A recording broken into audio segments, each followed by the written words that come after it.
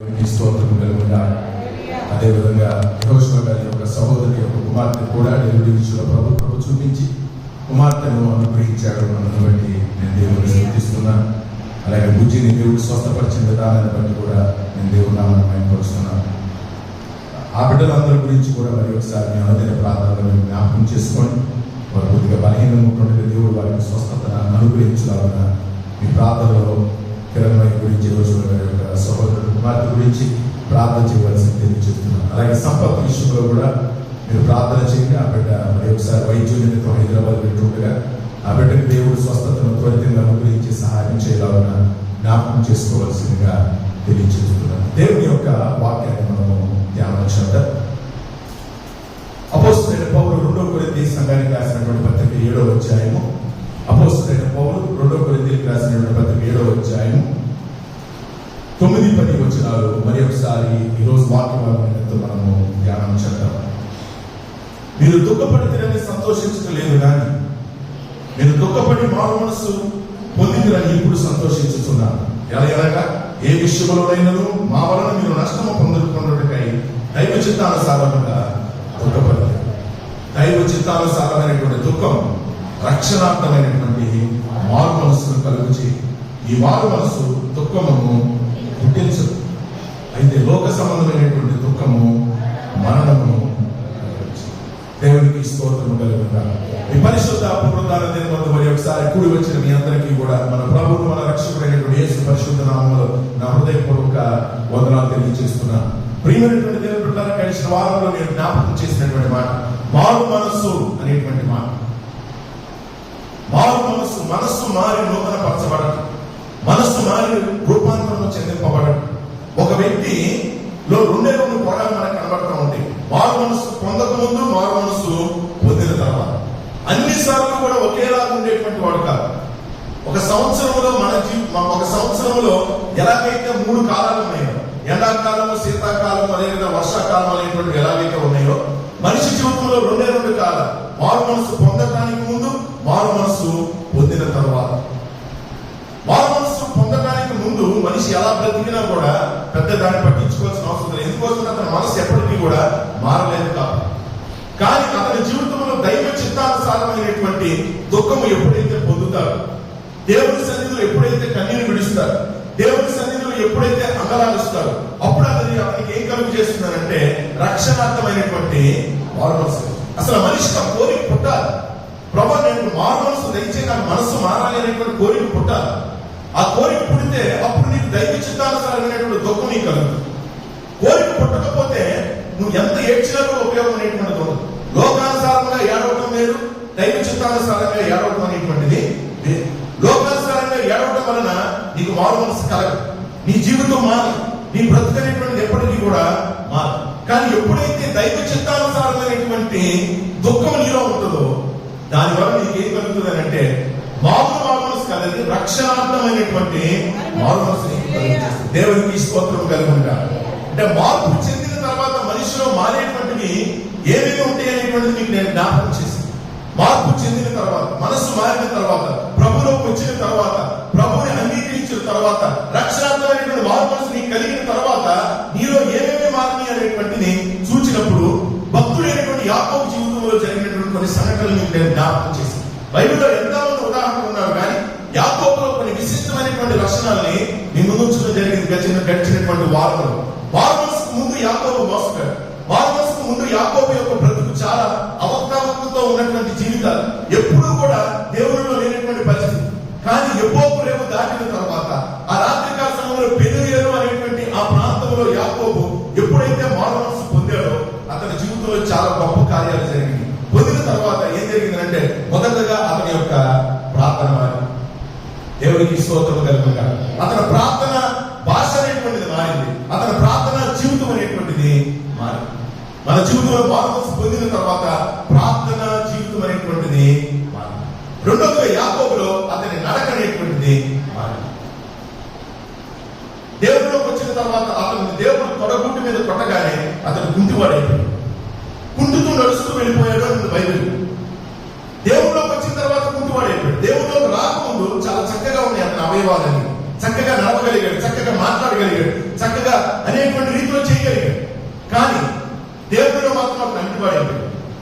దేవుడిలోకి వచ్చిన తర్వాత నడకకుండిది అయిపోయింది, లోకానికి ఒకటి. కానీ దేవుడిలో మాత్రం స్పష్టమైనటువంటి రీతిలో అతను నడవగలిగాడు. దేవుడికి స్తోత్రం కలుగుగా. అతను ప్రార్థన మారింది, అతను నడక మారింది. మూడవది అతని మనస్సు అనేటువంటిది. ఏ అన్న దగ్గరైతే ఆశీర్వాదాలు దొంగిలించాడు, ఏ అన్ననైతే మోసం చేశాడు, ఏ అన్న దగ్గర నుంచి అయితే పారిపోయాడు, ఆ అన్న ఎదురవుతున్నప్పుడు అతను మనసు మారింది. కాబట్టి ఆ అన్నకి అతను ఏం చేస్తున్నాడు అంటే సాగిల పడుతున్నాడు. దేవునికి స్తోత్రం కలుగుగా. ఇవన్నీ ఎప్పుడు మారు మనస్సు పొందిన తర్వాత, అతనిలో దుఃఖము కలిగిన తర్వాత, దైవ చిత్తానుసారమైన రీతిలో పశ్చాత్తాపం కలిగిన తర్వాత అతనిలో ఈ మూడు కూడా మారిని అనేటువంటి విషయాన్ని మనం జ్ఞాపకం చేసుకోవాలి. నాలుగోదిగా యాకోబు జీవితంలో మారినటువంటిది ఈ రోజు మనం ధ్యానం చేద్దాం. అతని యొక్క మాట మారి. దేవునికి స్తోత్రం కలుగుగా. ఆదికాండ గ్రంథం 33వ అధ్యాయము 5వ వచనం. ఆదికాండ గ్రంథం 33వ అధ్యాయము 5వ వచనం.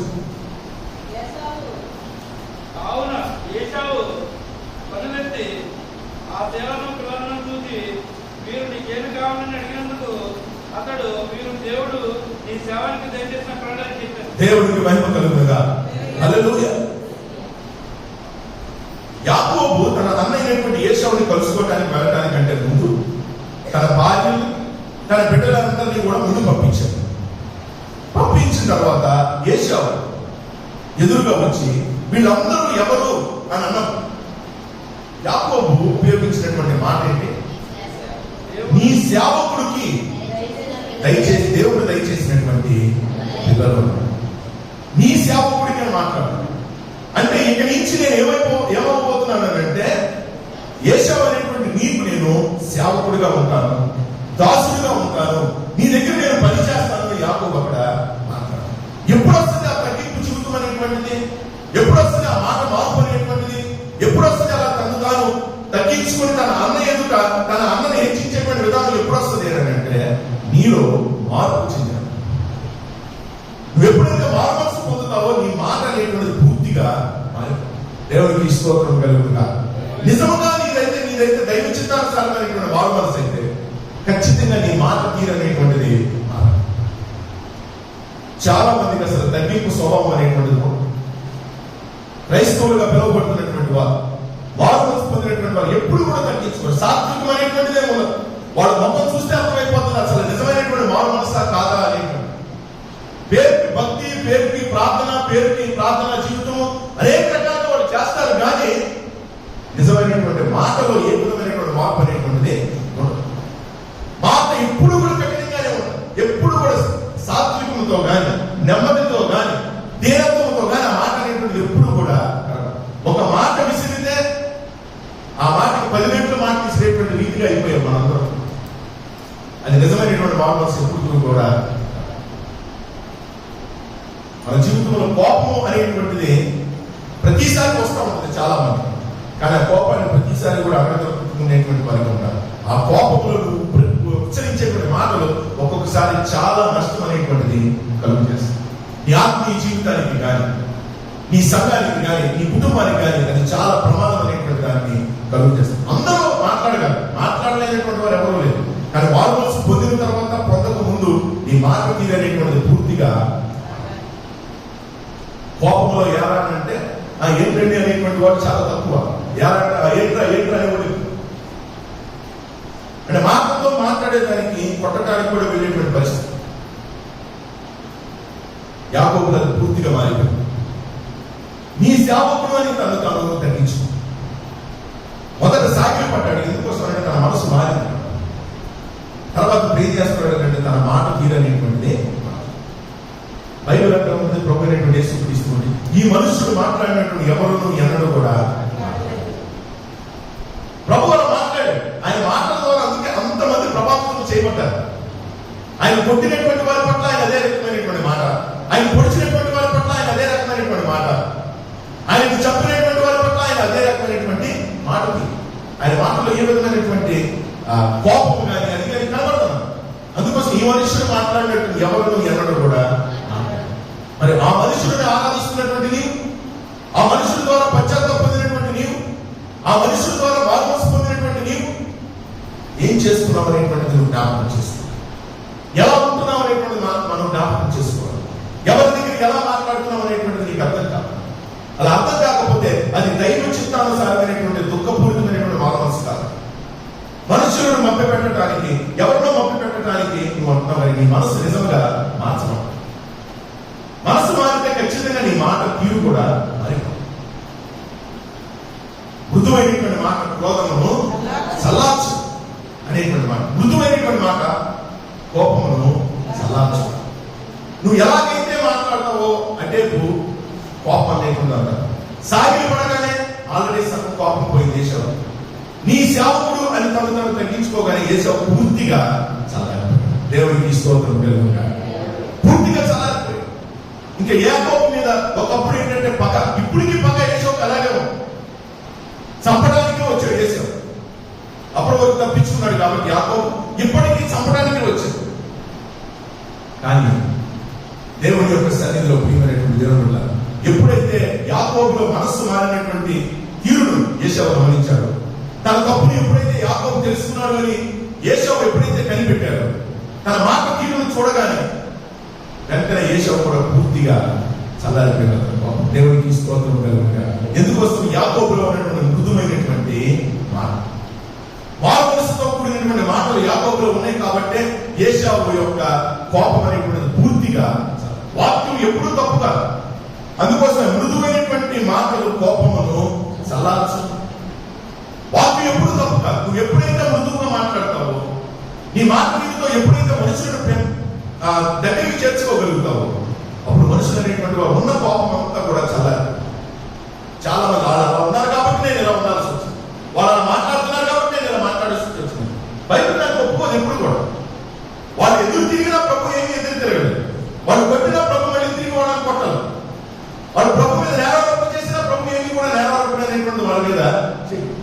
అది నిజమైనటువంటి వారు ఆయన బిడ్డలుగా, ఆయన వ్యక్తులుగా మనం కూడా అదే రీతిలో మాట తీరుతో మనం జీవించేటువంటి వారిగా మనం ఉండాలి. దేవునికి స్తోత్రం కలుగు. నీ సేవకుడికి దేవుడు దయచేసినటువంటి సంతానము అన్నాడు. దేవునికి స్తోత్రం కలుగుగా. ఈ ఉదయకాల సమయంలో వాక్యం వింటున్నటువంటి మన జీవితంలో నిజమైనటువంటి మార్పు ఏంటంటే, నాలుగోదిగా మన మాట తీరనేటువంటిది పూర్తిగా మారాలి. మన మాట ఎప్పుడైతే మారుతుందో మన మాటలను బట్టి వాళ్ళు కూడా వాళ్ళ కోపం అనేది చదువు. ఇప్పుడు క్రైస్తవులను హింసించడం, సంఘాలను హింసించడం ఇవన్నీ చేస్తున్నారు. వాళ్ళ మీద మనం ఎంత దెబ్బలాడి వెళ్ళినా సరే వాళ్ళ కోపం ఇంకా పెరుగుతుంది తప్ప, వాళ్ళ మీద ఎంత దాడి చేసినా వాళ్ళు మన మీద ఇంకా ఎక్కువ ప్రతిదాడి చేస్తారు తప్ప వాళ్ళలో మార్పు ఏమి రాదు. అదే కనుక వాళ్ళు ఏం చేసినా కూడా మాట్లాడకుండా ఉన్న వాళ్ళు ఖచ్చితంగా వాళ్ళలో ఒక పరివర్తన అనేటువంటి దేవుడు తీసుకొస్తాడు. దేవుడికి స్తోత్రం కలుగుతుంది. అలా ప్రభువుని చూసినటువంటి పిలాతే ఏం చేయలేకపోయినటువంటి పరిస్థితి. యేసు ప్రభు చంపండి, యేసు ప్రభు సిలువేయండి అని రకరకాలుగా మాట్లాడుతున్నప్పుడు కూడా పిలాతు అలాగే ఏంటి, ఆయనలో ఏ దోషం కనపడలేదు, ఎలా చేస్తున్నారు ఏంటి అనేటువంటి ఆయన ఆశ్చర్యపోయినటువంటి విధంగా. కారణం ఏంటో తెలుసా? ప్రభు ఒక్క మాట కూడా తలపెడదు. ఆయన అన్నటువంటి దానికి నువ్వు అన్నట్టే అన్నట్టు మాట ఉపయోగించాడు. ఎక్కడా కూడా కోపం కానీ క్రోధం కానీ ప్రభు కనుపరచలేదు. అందుకోసమే ఆయన బిడ్డలుగా ఉన్నటువంటి మనకు కూడా మన మాట తీరనేటువంటి పూర్తిగా ఎప్పుడైతే మారుతో అప్పుడు నీకు అది నిజమైనటువంటి మార్మన్స్. మన మాట తీరు మారలేదు అనుకోండి, అది మార్మన్స్ కాదు, అది వేషధారణ. ఒక మనిషి దగ్గర ఒకలాగా, ఒక మనిషి దగ్గర ఒకలాగా, ఒక కుటుంబం దగ్గర ఒకలాగా, ఒక కుటుంబం దగ్గర ఒకలాగా, అలా మారేటువంటి మార్పులు అనేటువంటి వస్త్రమిలాగా మారేటువంటి వాళ్ళని నిజమైన మార్మన్స్ అంటారు. నిజమైనటువంటి మార్మన్స్ అని అంటే అది దుఃఖాన్ని కలుగు చేస్తుంది, రక్షణాత్మకమైనటువంటి మార్మన్స్ కలుగు చేస్తుంది. అందుకోసం యాకోబు యొక్క మాట అనేటువంటి పూర్తిగా మారిపోయింది అనేటువంటి మాట మనం చూడగలుగుతున్నాం. దేవునికి స్తోత్రం కలుగుగా. హల్లెలూయా. ఐదవదిగా మనం చూసినట్లయితే ఈ ఉదయకాల సమయంలో యాకోబు యొక్క చూపు మారి. ఆదికాండం 33వ అధ్యాయం 10వ భాగం వచ్చింది. అప్పుడు యాకోబు అట్లా కాదు, నీ కటాక్షము నా మీద ఉన్న ఎడల, నీ కటాక్షము నా మీద ఉన్న ఎడల చిత్తగించి నా చేత ఈ కానుక పుచ్చుకొనుము. దేవుని ముఖము చూచినట్లు నీ ముఖము చూచితిని. దేవునికి స్తోత్రం కలుగుగా. హల్లెలూయా. ఒకప్పుడు యాకోబు యొక్క చూపు ఎలా ఉండేదంటే, ఏశావుని ఏదో రకంగా మోసం చేయాలనేటువంటి రీతిలో చూసావు. నాకంటే వీడు ముందు పుట్టాడు అనేటువంటి రీతిలో చూసావు. దృష్టిలో చూసేవాడు ఆ చూపు. అతని దగ్గర నుంచి ఏది లాక్కోవాలనేటువంటి రీతిలో చూసేవాడు. అతన్ని ఎలా మోసం చేయాలనే విధంగా చూసేవాడు. కానీ ఇప్పుడు ఏమంటాడంటే అతనిలో వచ్చినటువంటి మారు మనసు ఆధారంగా మనసు మారింది, మాట మారింది, అలాగే యాకోబు యొక్క చూపు కూడా మారింది. ఎలా చూస్తున్నాడంటే ఏశావులో ఎవరు చూస్తున్నాడు? ఏశావు ఎవరు కనబడుతున్నాడంట? దేవుడు కనబడుతున్నాడు అనంట. దేవునికి స్తోత్రం కలుగుగా. హల్లెలూయా. దేవుని ముఖం చూచినట్లుగా నేను నీ ముఖాన్ని చూచితిని అంటే ఏశావులో కోపం లేదు, ఏశావులో ఆ రకమైనటువంటి అసూయ లేదు, ఏశావులో ఆ రకమైనటువంటి ఉగ్రత కానీ రౌద్రం కానీ అనేటువంటిది యాకోబుకి కనబడదు. అందుకోసం తెచ్చినటువంటి కానుకలు అనేటువంటివన్నీ కూడా నువ్వు తీసుకో. ఇవి నీకు చెందవలసినటువంటివి. ఒకప్పుడు నీ దగ్గర నుంచి నేను అనవసరంగా లేకపోతే అన్యాయంగా నేను నీ దగ్గర నుంచి లాక్కున్నాను. కానీ దేవుడు నాకు ఇప్పుడు చాలా ఎక్కువ ఇచ్చింది. ఆ ఇచ్చినటువంటి దాంట్లో నష్టపరిహారం అవనివ్వండి, లేకపోతే కృతజ్ఞత అవనివ్వండి, నేను నీకు ఇవ్వబోతున్నాను ఇవన్నీ అనేటువంటి మాట చెప్పాను. అలా చెప్పి అంటే ఏసేవాడు ఏమంటాడంటే నాకేం అక్కర్లా, నాకు దేవుడు ఇచ్చిన దాంతో చాలు, దేవుడు నాకు ఇచ్చినటువంటి దాంతో చాలు అని అంటాడు ఏసేవాడు. అది చాలా ఆలోచించదగినటువంటి మాట. నాకున్నది చాలు అని అంటాడు. అంటే ఏశావు కూడా ఆశీర్వదించబడినటువంటి వాడి కావాలి. ఉన్న దానితో ఏశావు కూడా తృప్తి చెందాడు. ఎందుకు తృప్తి చెందాడు అని అనే దాని గురించి కూడా నేను చెప్తాను. ఎదుట వ్యక్తిలో వచ్చినటువంటి మారు మనసు అవతల వ్యక్తికి దానిని చూసినప్పుడు అతని జీవితం కూడా మారింది. అందుకోసమే యాకోబు యొక్క మనస్సు మారగానే, యాకోబు మాట మారగానే, యాకోబు యొక్క చూపు మారగానే నువ్వు తెచ్చినటువంటి కానుకలేవి కూడా నాకు అక్కర్లేదని యేసు మాట్లాడుతున్నాడు. దేవుడికి స్తోత్రం కలుగుగా. మన జీవితంలో ప్రతి ఒక్కరిని కూడా మారు మనసు పొందినటువంటి వారుగా ఉన్నటువంటి మనం ప్రతి ఒక్కరిలో కూడా అదే దేవత్వంతో మన చూపు అనేటువంటిది మారు. అందుకోసమే యాకోబుల చూపు మారిపోయింది. అందుకోసమే దేవుడిని చూసినట్టు నేను నీ ముఖాన్ని నేను చూడగలను. ఆ శాంతము కానీ, ఆ దయ కానీ, ఆ కరుణ కానీ అన్ని కూడా దేవుడిలో ఏదైతే నేను చూశానో అవన్నీ కూడా నీ ముఖంలో నాకు కనబడతాయని మాట్లాడు. దేవుడికి స్తోత్రం కలుగుగా. ఈరోజు మన జీవితంలో మారు మనసు అనేటువంటిది పొందుతున్నటువంటి తరుణం, లేకపోతే అనుదినం అది రోజు ప్రక్రియ, ఒక రోజులో జరిగి వదిలేసేటువంటిది కాదు. మారు మనసు అంటే రోజు దైనందినమైనటువంటి కార్యక్రమం. నిన్న ఎలా ఉన్నాము అనేటువంటిది వదిలిపెట్టండి, రేపు ఎలా ఉంటామో అనేటువంటి వదిలిపెట్టండి. ఈ రోజు నువ్వు మారు మనసు పొందావా లేదా అనేటువంటిదే ముఖ్యం. మన జీవితం ఈ రోజు పశ్చాత్తాపడ్డావా లేదా అనేటువంటిదే ముఖ్యం. ఆ మనసు మార్పు అనేటువంటి రోజు రోజుకి మనం చేసుకోవాలి, ఒక రోజులో చేసేటువంటిది కాదు. అందుకోసం బైబిల్ చాలా సార్లు మారు మనసు గురించి బోధించింది. బైబిల్ చాలా సార్లు మారు మనసు గురించి హెచ్చరించింది. పరలోక రాజ్యం అవనండి, దేవుడి రాజ్యం అవనండి, యోహాను కానీ, యేసయ్య కానీ, ప్రవక్తలు కానీ, వాక్యం కానీ ఎవరు చెప్పినా కూడా మారు మనసు పొందండి పొందండి అని చెప్పారు. పొంది వదిలేని ఎక్కడ బయటకు చెప్పారు. రోజు మనస్సు మారి నూతన మతం వలన మీరు రూపాంతరము చెందుతారు. మనస్సు మారటం వలన మీరు రూపాంతరం అనేటువంటిది మీలోకి వస్తుంది. ఆ ట్రాన్స్ఫర్మేషన్ అనేటువంటిది వచ్చినప్పుడు నీ జీవితం ఏంటంటే రకరకాలైనటువంటి మార్పులు అనేటువంటిది చోటు చేస్తుంది. శరీరం అనేటువంటిది ఏది మారట్లా, కానీ ఆ శరీరంలో ఉన్నటువంటి లక్షణాలు, మన హృదయాల్లో ఉన్నటువంటి లక్షణాలన్నీ కూడా ఒక్కటొక్కటిగా అన్ని కూడా అలా మారినటువంటి దాంట్లోనే యాకోబులో ఉన్నటువంటి 5వది ఏంటంటే అతని జీవితంలో తన యొక్క చూపు మారింది. చూసేటువంటి విధానం మారింది. ఎదుటి వ్యక్తులని, మన జీవితంలో ఎదుటి వ్యక్తులను చూడగానే మనలో విషం కాదు చెప్పాల్సింది, చూడగానే ప్రభు యొక్క దయనేటువంటిది మనం చూపించాలి. నువ్వు ఎదుటి వ్యక్తిని ప్రేమిస్తున్నావా లేదనేటువంటిది నీ మొహం చూస్తే అర్థమైపోతుంది. ఆ వ్యక్తిని నువ్వు పరిశీలించేటువంటి విధానం చూస్తే అర్థమైపోతుంది. ఆ వ్యక్తి ఒక అడుగు తీస్తే ఆ వ్యక్తి వైపు ఒకలాగా చూస్తుంది, ఆ వ్యక్తి మాట్లాడితే ఆ వ్యక్తి వైపు ఒకలాగా చూస్తుంది. అదంతా కూడా నీ చూపులోనే కనబడుతుంది. ఎదుటి వ్యక్తులు అనేటువంటి వారిని చూసేటువంటి విధానం ద్వారానే నీ చూపు అనేటువంటిది. యేసు ప్రభు యొక్క కనికరము కలిగినటువంటి, జాలి కలిగినటువంటి చూపు మన మీద కనుక లేకపోతే ఈరోజు మనకి రక్షణ అనేటువంటిది వచ్చేది కాదు. రక్షణాత్మకమైనటువంటి మారు మనసు మనకు కలిగేది కాదు. ఆయన చూడబట్టే ఈ రోజు మనం చల్లగా ఉన్నాం. ఆయన చూస్తున్నట్టు బట్టే మనం ఈ రోజు చాలా చక్కగా ఉండగలుగుతాం. అదే రకమైనటువంటి చూపును ఎదుటి వారి పట్ల ఎందుకు చూడకపోతాం? నీకు ఇష్టమైనటువంటి వారిని ఒకలా, నీకు ఇష్టం లేనటువంటి వారిని ఇంకోలా చూస్తే అది నిజమైన మారు మనసు కాదు. అది ఎట్టి పరిస్థితులైనటువంటి మారు మనసు కాదు. అది దైవ చిత్తానుసారమైనటువంటి దుఃఖము కాదని, లోకానుసారమైనటువంటి. ఇంకా నువ్వు లోకంలోనే ఉన్నావు. సేవకుడు అవ్వచ్చు, సేవకుడు అవ్వచ్చు, విశ్వాసాలు అవ్వచ్చు, ఎవరైనా సరే ఇదే మనం నేర్చుకోవాల్సినటువంటి మాట ఏంటంటే నీ చూపు మారిందా మారు మనసు పొందిన తర్వాత? ఎదుటి వ్యక్తుల పట్ల నువ్వు చూసేటువంటి విధానం మారిందా? వాళ్ళ కుటుంబాన్ని చూసే విధానం మారిందా? అనేటువంటి మన దగ్గరికి ఒక వ్యక్తులు వచ్చినప్పుడు, మనతో పాటు కొంతమంది వ్యక్తులు ఉంటున్నప్పుడు, ఒక కుటుంబం మన పచ్చలు చేరినప్పుడు కానీ ఎలాంటి పరిస్థితులు అయినా సరే మనం వాళ్ళని ఎలా చూస్తున్నాం అనేటువంటి విషయం మనం జ్ఞాపకం చేస్తాం. యాకోబు తన చూపుని పూర్తిగా మార్చు. ఒకప్పుడు అన్నను చూసినప్పుడు వీటి దగ్గర నుంచి జ్యేష్ఠత్వం ఎలా రాసుకోవాలి, అన్నను చూసినప్పుడు ఇతని దగ్గర నుంచి ఆశీర్వాదాలు ఎలా దొంగిలించాలి, అన్నను చూసినప్పుడు ఇతని దగ్గర నుంచి ఎలా పారిపోవాలి, కానీ ఇప్పుడు అన్నను చూసినప్పుడు ఎలా సాగిలపడాలి, ఇప్పుడు అన్నను చూసినప్పుడు ఎలాగ సేవకుడని చెప్పాలి, ఇప్పుడు అన్నను చూసినప్పుడు ఎలాగ దేవుడు చూసినట్టు నీ ముఖాన్ని నేను చూచితిని అనేటువంటి మాట చెప్పదు. అదే క్రీస్తులో రాకముందు, క్రీస్తులోకి వచ్చిన తర్వాత మనం చేసేటువంటి పని. ఆ రకమైనటువంటి మార్పు అనేటువంటి మనలో ప్రభు రోజు కూడా గమనిస్తూనే ఉంటాడు. నిజంగా మారావా లేదా? అందుకోసమే మనుషులు పై రూపం చూసి మోసపోతూ ఉంటారు. చాలా బాగా కల్చర్ ఉంది, లేకపోతే చాలా ప్రేమ ఉంది, చాలా బాగా చూసుకుంటారు, చాలా బాగా ఇష్టం చేసుకుంటారు అని అనుకుంటారు. కానీ దేవుడు హృదయాంతరంగా వెళ్ళినటువంటి దేవుడు. నీ మనసు నిజంగా మారిందో లేదో దేవుడికి తెలుసు.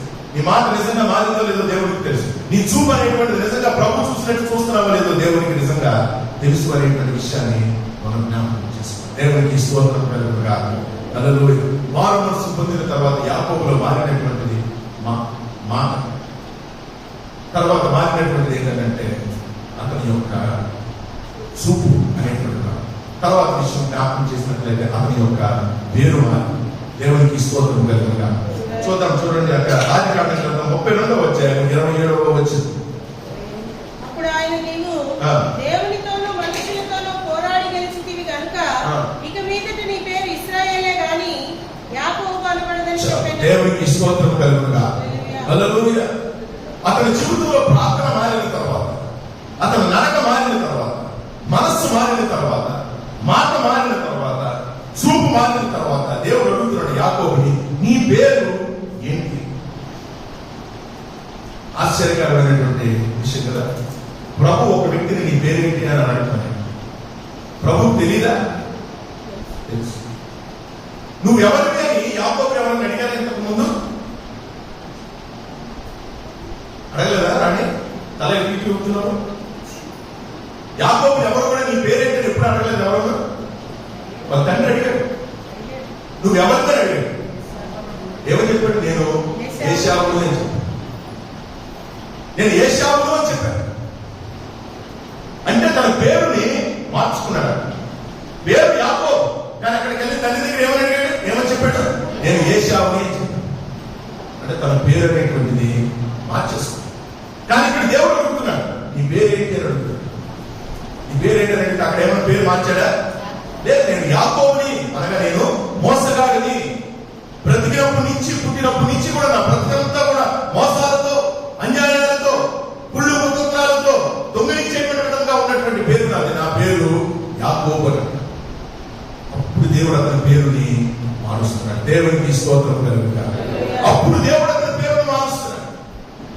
ఎందుకు మారుస్తున్నాడు అంటే యాకోబుకి అప్పటికే దైవ చిత్తానుసారమైనటువంటి దుఃఖం అనేటువంటిది కలిగింది కాబట్టి, అప్పటికే యాకోబుకి పరిపూర్ణమైనటువంటి మారు మనసు వచ్చింది కాబట్టి, అప్పటికే యాకోబు భయంకరమైన రీతిలో పశ్చాత్తాపం అనేటువంటిది పడ్డాడు కాబట్టి అతని ప్రార్థన మారింది, అతని మనస్సు మారింది, అతని నడక మారింది, అతని మాట, చూపు అన్ని మారగానే ఇప్పుడు నీ పేరేంటి అని దేవుడు అడుగుతుంటే, అయ్యా నా పేరు యాకోబు. దేవాన్ని దేవుడి దగ్గర ఇప్పుడు దేవుడు ఇక మీదట, ఇప్పటి నుంచి, ఈ క్షణం నుంచి ఇక మీద నీ పేరు యాకోబు అని పిలవాలి. ఎవరు పిలవబడుతుంది? ఇశ్రాయేలు అని పిలవాలి. దేవుడికి స్తోత్రం కలుగుగా. ఇశ్రాయేలు అనగా నువ్వు దేవుడితో పోరాడి గెలిచావు కావు. మనుషులతో పోరాడి గెలిచావు, మనుషులు మోసం చేసావు. అదంతా అయిపోయిన తర్వాత ఈ క్షణం నుంచి కూడా నువ్వు దేవుడితో పోరాడి గెలిచావు కాబట్టి ఇక మీద నీ పేరు యాకోబు అంటే మోసగాడు, ఇశ్రాయేలు అంటే రాజకుమారుడు. ఇశ్రాయేలు నీ పేరుని నేను మారుస్తున్నాను. ఇక మీద నీ పేరు ఎవరు నిన్ను మోసగాడుగా చూడండి నుంచి. ఆ పాత జీవితం అయిపోయింది, ఆ పాత చరిత్ర అయిపోయింది, ఆ పాత పద్ధతులు పోయి మోసం చేసే బుద్ధి కానీ, మోసం చేసేటువంటి ఆ యొక్క బుద్ధులు కానీ అన్ని కూడా పోయి నీకు ఇక నుంచి నీ పేరు ఇశ్రాయేలు పేరు. దేవునికి స్తోత్రం కలుగును. బైబిల్ గ్రంథంలో పేరు మార్చినటువంటి ఆ యొక్క యాకోబు యొక్క పేరు మార్చింది యాకోబు కాదండి, దేవుడే మార్చింది. దేవుడు ఎప్పుడు మారుస్తాడు మన పేరు? చిత్తానుసారమైనటువంటి దుఃఖము కలిగి, దైవ చిత్తానుసారమైనటువంటి దుఃఖం మనకు పుట్టినప్పుడు నిజమైనటువంటి పశ్చాత్తాపాన్ని దేవుడు చూశాడు యాకోబు జీవితం. అలా చూసినప్పుడు దేవుడు అతని జీవితాన్ని, లేకపోతే అతని యొక్క పేరుని మార్చాడు, ఇశ్రాయేలు అని మార్చాడు. అది ఈ రోజుకి ఎంత చరిత్ర సృష్టించింది అనేటువంటిది నీకు కూడా తెలుసు. ఇశ్రాయేలు అనేటువంటి పేరు ఒక దేశమే. బైబిల్ గ్రంథంలో ఉన్నటువంటి ఒక వ్యక్తి పేరుని దేవుడు ఒక దేశంగా మార్చినటువంటి సంఘటనలు ఎక్కడో కూడా కనబడదు, యాకోబు జీవితంలోనే కనబడదు. దేవునికి స్తోత్రం కలుగుగా. అబ్రహాము అనేటువంటి దేశం లేదే, మోషే అనేటువంటి దేశం లేదు, నోవాహు అనేటువంటి దేశం లేదు, ఎవరి పేరు మీద దేశాలు అనేటువంటి లేవు. కేవలం యాకోబు పేరుని దేవుడు మార్చిన తర్వాత ఆ దేశం పేరునే ఈ రోజు దేవుడు భూభాగంలో ఏర్పాటు చేశాడు. ఆ దేశం ఎంత ప్రభావితమైనటువంటి దేశమో మీకు తెలుసు, ఎంతమంది అక్కడి నుంచి వచ్చారు అనేటువంటిది మీకు తెలుసు. యోధా జనాంగం అనేటువంటి వాళ్ళు ఎన్ని రకాలైనటువంటి ప్రయోగాలు చేసి ఎన్ని రకాలుగా అనేకమైనటువంటి వాటిని కనిపెట్టారు అనేటువంటిది కూడా తెలుసు. ఈ రోజు కూడా ఇశ్రాయేల్ దేశం ఎంత ప్రభావితమైనది. అన్ని దేశాలు ఏకమైన ఆ దేశాన్ని ఏమీ చేయదు, ఎందుకోసమంటే దేవుడు ఆ దేశానికి అంత కృపనిచ్చాడు. ప్రపంచ దేశాలన్నీ ఏకమైన ఇశ్రాయేల్ దేశం చాలా చిన్న దేశం, కానీ చాలా శక్తివంతమైనటువంటి దేశం, చాలా ప్రభావితమైనటువంటి దేశం. ఆ దేశాన్ని ముట్టుకోవాలంటే దేవుని కనుగుడ్డును ముట్టుకున్నట్టు.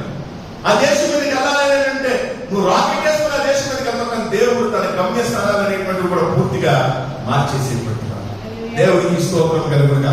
ఒక వ్యక్తి జీవితంలో దైవ చిత్తానుసారమైనటువంటి దుఃఖం పుట్టించినప్పుడు దేవుడు ఆ వ్యక్తి జీవితాన్ని మార్చినటువంటి బయలు ఎంత గొప్పగా ఉన్నదో చూడండి.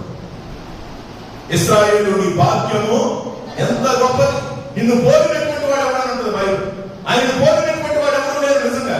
ఆ దేశాన్ని పోలినటువంటి వాడు, ఆ దేశంలో ఉన్న వనరు, ఆ దేశంలో ఉన్నటువంటి ఈవులు, ఆ దేశంలో ఉన్నటువంటి శక్తి, సామర్థ్యాలు, తెలివి, జ్ఞానం ఉన్నటువంటి వాడు, పోలినటువంటి వాడు ప్రపంచంలో ఎక్కడ కూడా లేదు. ఇప్పుడు ఇశ్రాయేల్ దేశంలో కరోనా అనేటువంటి లేదు తెలుసా మీకు? మొత్తం ఆ దేశంలో మొట్టమొదటిసారిగా వ్యాక్సిన్ అనేటువంటిది రెడీ చేసుకుని దేశంలో ఉన్న వాళ్ళందరికీ ఇస్తారు వ్యాక్సిన్. రష్యా వాళ్ళు కూడా వ్యాక్సిన్ తయారు చేశారు, కానీ వ్యాక్సిన్ పని చేయాలి. 3 రోజుల క్రితం 900 మంది చేస్తారు అక్కడ రష్యా దేశంలో. భారతదేశంలో ఇంకా చనిపోతానే ఉన్నారు, అమెరికాలో చనిపోతానే ఉన్నారు, ప్రపంచ దేశాల్లో ఎక్కడ పెడితే చనిపోతున్నారు. ఇశ్రాయేల్ దేశంలో మరణాలు అనేటువంటివి దేవుడు ఆ దేశానికి ఇచ్చినటువంటి ఆధిక్యత. ప్రియమైన దేవుడు పెడతారు. ఒక వ్యక్తి జీవితంలో మార్పు తీసుకొస్తే దేవుడు ఆ వ్యక్తిని ఎంత బాగా తయారు చేస్తాడో చూడండి.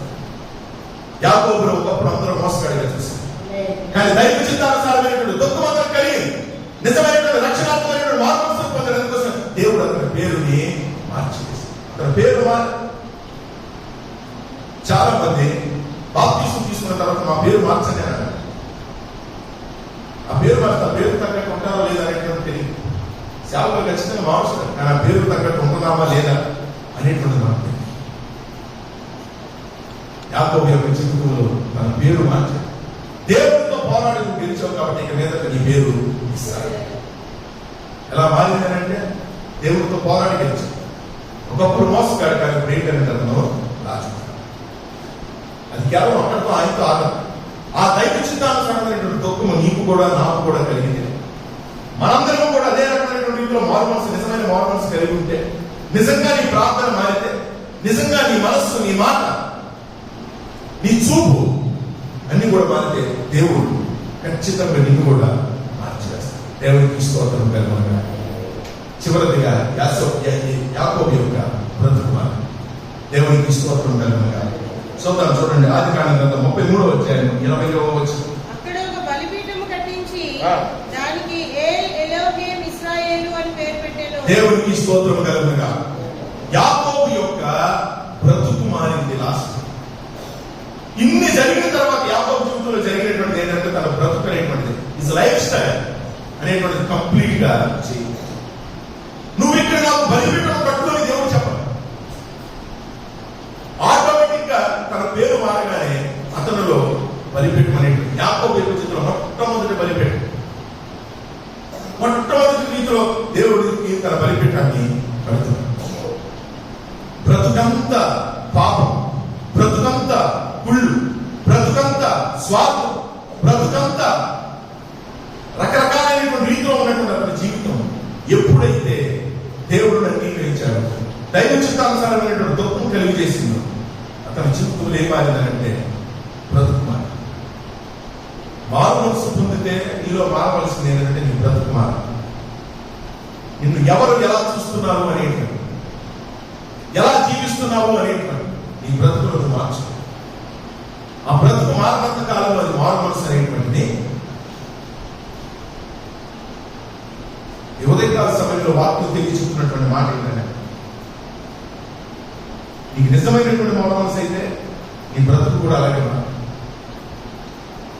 సమరయ స్త్రీతో దేవుడు మాట్లాడినటువంటి సందర్భంలో నీకు 5 భక్తులు ఉన్నారు అనేటువంటి మాట చెప్పినప్పుడు సమరయ స్త్రీ ఆశ్చర్యపోయింది.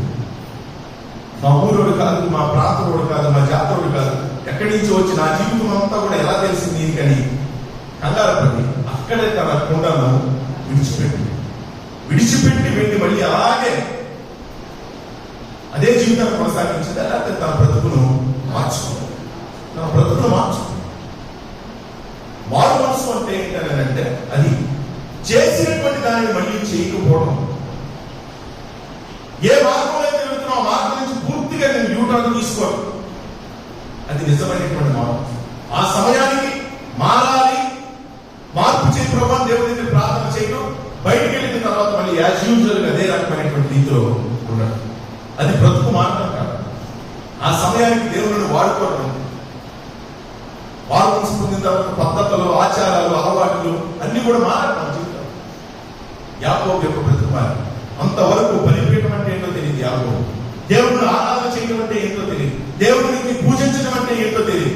కానీ మొట్టమొదటిసారిగా దేవుడు తన పేరును మార్చిన తర్వాత తనకి నిజమైన దుఃఖము పుట్టించగా ఆ మారు మనసు ద్వారా యాకోబు యొక్క జీవితంలో తన బ్రతుకుని మార్చుకుని దేవుడికి అక్కడ బలిపీఠం పెట్టి ఎల్ ఎలోహి ఇశ్రాయేలు అని పేరు పెట్టి, ఎల్ ఎలోహి అంటే ఇశ్రాయేలు దేవుడు దేవుడే అనేటువంటి మాటగా దేవుడికి స్తోత్రం కలుగునుగా. ఇశ్రాయేలు దేవుడు, నా పేరు మార్చినటువంటి దేవుడు ఇశ్రాయేలు దేవుడే దేవుడు అనేటువంటి మాటని నీ హృదయం అనేటువంటి బలిపీఠం అనేటువంటి దాన్ని నువ్వు కట్టుకోకుండా నువ్వు ఎన్ని రకాలైనటువంటి ఇంట్లో ప్రార్థనలకు వచ్చిన ఉపయోగం లేదు. పడిపోయినటువంటి నీ బలిపీఠం, శిథిలమైపోయినటువంటి నీ బలిపీఠం, మరుగులు పడిపోయినటువంటి నీ బలిపీఠం, జారిపోయినటువంటి నీ యొక్క బలిపీఠాన్ని తిరిగి నువ్వు కట్టుకొని మళ్ళీ నీ ఆరాధన అనేటువంటిది నువ్వు మార్చుకోవాలి. అది నీ బ్రతుకు మార్చబడటం. చాలా మంది అనుకుంటారు కర్మేలు పర్వతం మీద ఏలియా చేసిన ప్రార్థన అత్యద్భుతం అని అంటున్నాడు. ఆ కర్మేలు ప్రార్థన చేయడానికంటే ముందు ఏలియా చేసింది ఎవరికి కూడా కనబడదు. పడిపోయినటువంటి ఆ బలిపీఠములన్నింటినీ కూడా మళ్ళీ తిరిగి చాలా చక్కగా పేర్చుకుంటాయి. ఆ 12 రాళ్ళనేటువంటి వాటన్నింటినీ మళ్ళీ చక్కగా పేర్చాడు. అకస్మాత్తుగా లేకపోతే వెంటనే చేసినటువంటి వాడు కాదని పడిపోయినటువంటి ఆ బలిపీఠం, శిథిలమైపోయినటువంటి ఆ బలిపీఠం, మరుగులు పడిపోయినటువంటి బలిపీఠం, దానిని మళ్ళీ తిరిగి కట్టి నీళ్లతో దానిని శుభ్రం చేసి లోతు కంటే కూడా తవ్వి ఇంత సిద్ధపాటు అయిన తర్వాత అప్పుడు ప్రార్థన చేయడం ప్రారంభించారు. దేవుడికి స్తోత్రం కలుగును. సిద్ధపాటు లేనటువంటి ప్రార్థన నీకు ఫలితాలు ఇవ్వదు. బ్రతుకు మార్చుకోకుండా నువ్వు చేసేటువంటి ప్రార్థన నీకు ఫలితాలు ఇవ్వదు. యాకోబు చాలా సిద్ధపాటుతో తన బ్రతుకును మార్చుకుంటున్నాడు. దేవుడికి స్తోత్రం కలుగుగా. బలిపీఠం అక్కడ ఏంటంటే దహన బలి అర్పించాలి. ఇక్కడ నూతన నిబంధనలు బలిపీఠం అంటే నీ హృదయం. నీ హృదయం దేవుడి దగ్గర మార్చుకోకుండా నువ్వు ఎన్ని రకాలైన ప్రార్థనలు చేసినా, ఎన్ని రకాలుగా మందిరాలకు వచ్చిన ఉపయోగం అనేటువంటిది మారు మనసు పొందితే మందిరాలు మానవసరం. నిజమైన మారు మనసు ఎట్టి పరిస్థితుల్లో మారు మనసు లేనుంటే మందిరాలు మానేస్తాను. అది నిజంగా బ్రతుకు మారితే నువ్వు మందిరానికి త్వరపడచ్చు. లేకపోతే బ్రతుకు మారకపోతే నిజంగా నీ జీవితంలో మందిరాలు కాదు. ఏదో కారణాలు చెప్తూ ఉంటాం. నీ కారణాలు పెట్టడానికి దేవుడికి సమయం అయితే ఉండదు. ఇంట్లో పెట్టారేమో నీ కారణాలు, కానీ దేవుడు మాత్రం వినడు ఆ కారణం. దానికి ఎగ్జామ్షన్ అనేటువంటి లేదు. ఎందుకోసం నీలో మారు మనసు తీసుకున్నాను. ఆదివారం నా దగ్గరికి రా, దేవుడు నిన్ను అడుగుతుంటే నేను నీ దగ్గరికి రా, నేను ఇంకో దగ్గరికి వెళ్తాను అని అంటే అది మారు మనసు కాదు. నా ఉద్యోగం పోతాను, వ్యాపారానికి పోతాను, లేదా అడ్డుపోతాను, ఇంటిపోతాను అంటే అది మారు మనసు కాదు. ఏ సేవకుడే తెలియదు, వాక్యం కూడా తెలియదు. అది బ్రతుకు మారలేదని అర్థం అన్నమాట. నామకార్థమైనటువంటి క్రైస్తవత్వం, వాస్తవమైనటువంటి నామకార్థమైనటువంటి క్రైస్తవం. మారితే బలిపీఠం కట్టుకోవాలి. మారితే బలిపీఠం కట్టి ఆరాధన చేయాలి దేవుడు. అది నిజమైనటువంటి బ్రతుకు మార్గం. లేకపోతే నీ బ్రతుకు మార్గం లేదు అని అర్థం, మారలేదు అని అర్థం. అది దైవ చిత్తానుసారమైనటువంటి దుఃఖం కాదు. ఏదో చిన్న దెబ్బ తగలగానే కుటుంబంలో కానీ నీకు వ్యక్తిగత జీవితంలో కానీ అప్పుడు మళ్ళీ దేవుడికి గుర్తొస్తుంది. అప్పుడు మళ్ళీ ఇంకెప్పుడు మాదారి ప్రభావ మందిరాన్ని మళ్ళీ అప్పుడు ఒక రకమైనటువంటి రీతిలో ప్రార్థన చేస్తాం. అది లోకానుసారమైనటువంటి దుఃఖం అని అంటాను. నిజంగా దైవ చిత్తానుసారమైన దుఃఖం అయితే నీకు అది భయం పుట్టిస్తుంది, బాధ్యత పుట్టిస్తుంది, భారాన్ని పుట్టిస్తుంది. ఆ పుట్టించగానే నీకేంటంటే రక్షణాత్మకమైనటువంటి మార్గదర్శనం కలుగు చేస్తుంది. అప్పుడు నీ బ్రతుకును మార్చుకుని దేవుడి సన్నిధిలో బలిపెట్టాన్ని కట్టుకున్నావు. పడిపోయినటువంటి బలిపెట్టం, శిథిలమైనటువంటి బలిపెట్టాన్ని మళ్ళీ తిరిగి నువ్వు కట్టు. లేకపోతే ఎప్పుడు సాగులో చెప్తావు, ఎప్పుడు మందిరాన్ని మానేస్తావు. యాకోబు అక్కడ కట్టినటువంటి బలిపెట్టం కానీ బ్రతికిన దినములను ఎప్పుడు కూడా బలిపెట్టాన్ని పాడు చేస్తావు. బలిపెట్టాలు కడుతూనే ఉన్నాడు. తన బ్రతుకు మార్చిన తర్వాత ఇంక మళ్ళీ ఇంకొకసారి దేవుడు వేలెత్తి చూపించే విధంగా యాకోబు జీవితం ఎప్పుడు కూడా లేదు. చదవండి కావాలంటే ఆదికాండం. అంతకు ముందు ఎన్నోసార్లు దేవుడు అతని జీవితంలో వేలెత్తి చూపించినటువంటి పరిస్థితి. కానీ ఒక్కసారి దైవ చిత్తానుసారమైనటువంటి దుఃఖం అతనికి మారు మనసును కలుగు చేసింది. కలుగు చేసినటువంటి దుఃఖం ద్వారా అతని జీవితంలో అతని ప్రార్థన మారి, అతని నడక మారింది, అతని యొక్క మనస్సు మారింది, మాట మారింది, చూపు మారింది, పేరు మారింది. చివరికి అతని యొక్క బ్రతుకనేటువంటిది. ఈ జీవితంలో ఇవన్నీ చేసినప్పుడే అది నిజమైనటువంటి ఇన్ని మారినటువంటి యాకోబు జీవితంలో ఇన్ని ఆటల్లో మనం నిజంగా మారేవా లేదనేటువంటి ఒక్కసారి బేరీజు వేసుకోండి. అతని జీవితంలో ఇన్ని మారితే నిజంగా మనం మారు మనసు పొందుంటే దైవ చిత్తానుసారమైన దుఃఖం అయితే మనలో ఇవన్నీ మారినాయా? నీ ప్రార్థన స్టైల్ మారిందా? నీ నడక మారిందా? నీ మనస్సు, నీ మాట, నీ చూపు, నీ పేరు, నీ బ్రతుకనేటువంటి మారిందా లేదు? ఇందులో ఏది మారిపోయినా మారు మనసు కాదని ఏడుస్తున్నా సరే కానీ అది దైవ చిత్తానుసారమైనటువంటి ఏడుపు కాదు, దైవ చిత్తానుసారమైనటువంటి దుఃఖము కాదు. కాబట్టి ఉదయం ఆ నిజమైనటువంటి దుఃఖం నీకు కలుగు చేయాలి. యాకోబు లాంటి ఆ దుఃఖము నీకు కలుగు చేసినప్పుడు ఇవన్నీ కూడా మనలో మారు. ఇవి మారకుండా పైకి రాదు, ఇవి మారకుండా పైకి పోవాలి. అందుకోసమే ఇవి మార్చుకోవడానికి మనం జ్ఞాపకం చేసుకుంటాం. వీటన్నింటినీ కూడా మార్చుకోవడానికి ప్రయత్నించాలి. యాకోబు లాంటి జీవితాన్ని మార్చుకోవాలి. అందరూ కూడా పుట్టినప్పటి నుంచి అందరూ పాపలేదు. దేవుడి గురించి మహిమను పొందలేకపోయిన వాడు. కానీ దేవుడు ఒక సమయం ఇస్తాడు, ఒక సమయం. ఆ సమయంలో మనం సెట్ చేసుకోవాలి. మనం ఎప్పుడైతే సెట్ చేసుకుంటామో ఆటోమేటిక్ ఇవన్నింటినీ కూడా మనకంతా మనమే మార్చుకోవాలి. నేనేమంటానంటే ఈ చెప్పినటువంటి వీటన్నిటిలో ఒక్కటి దేవుడు తప్ప మిగిలివన్నీ యాకోబు తానే మార్చుకున్నాడు. దేవుడు ఒక్కడే తన పేరు మార్చాడు, మిగిలినన్ని యాకోబు తానుగా మార్చుకున్నాడు. ఎప్పుడు కూడా మన దగ్గరికి వచ్చి నువ్వు మారని చెప్పాల్సిన అవసరం లేదు. వాక్యం ద్వారా మారటమే. తన ప్రార్థన అతనే మార్చుకున్నాడు, తన నడక అతనే మార్చుకున్నాడు, మనసు అలాగే మార్చుకున్నాడు, మాట అలాగే మార్చుకున్నాడు, చూపు అలాగే మార్చుకున్నాడు, బ్రతుకలాగే మార్చుకున్నాడు. ఒక్క పేరే దేవుడు మార్చాడు. ఎందుకు దేవుడు అది అప్పుడు మా దేవుడు మార్చుకోవాల్సి వచ్చిందంటే ఇవన్నీ యాకోబు చేశాడు కాబట్టి, యాకోబు యొక్క మనసును దేవుడు చూశాడు కాబట్టి, అది దైవ చిత్తానుసారమైన దుఃఖం అని దేవుడు తలచాడు కాబట్టి దేవుడు తన పేరుని మార్చాడు. దేవుడితో నువ్వు పోరాడి గెలిచాడు కాబట్టి ఇక్కడి నుంచి నీ పేరు ఇశ్రాయేలు అని పేరు. ఈ భాగ్యం చాలా గొప్ప. నిన్ను పోలినటువంటి వాడు ఎవరు కూడా భూమి మీద లేడు. ఎంత పెద్ద ఆశీర్వాదం తెలుసు, ఎంత పెద్ద ఆశీర్వాదం. అలాంటి ఆశీర్వాదం కేవలం యాకోబుతోనే ఆగిపోయేటువంటి కాదు, మన జీవితంలో కూడా దేవుడు ఇచ్చేటువంటి ఇవ్వడానికి సిద్ధపడేటువంటి. ఆ సిద్ధపాటు కావాలంటే నీలో ఉండవలసింది, ప్రతి ఒక్కరూ ఉండవలసింది దైవ చిత్తానుసారమైనటువంటి దుఃఖం. ఆ దుఃఖం ద్వారా మనసు పొందండి, మనసు మార్చుకోండి, రూపాంతరం చెందండి, ప్రభు సన్నిధిలోనికి ముందుకు సాగండి. అట్టి గొప్ప పరిశుద్ధాత్మ దేవుడు మనకు దయచేయను కాక.